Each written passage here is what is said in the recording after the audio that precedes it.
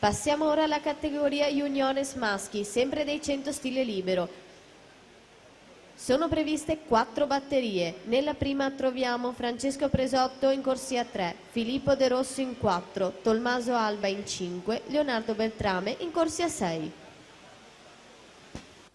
In acqua la batteria che va a chiudere il cerchio per quanto riguarda i 100 stile libero Junior Rombaldoni. Martina 27,76 su Menegaldo e Modolo in seconda e terza posizione. Siamo già però dall'altro lato della vasca per la virata dei 75, l'ultima subacquea effettuata dalla Rombaldoni che ancora conduce e si stacca in queste ultime fasi a prendersi la vittoria della batteria. Vediamo il tempo, 57,60, va al comando Modolo 58,92, poi la Groppo 60,03, le vale la settima posizione.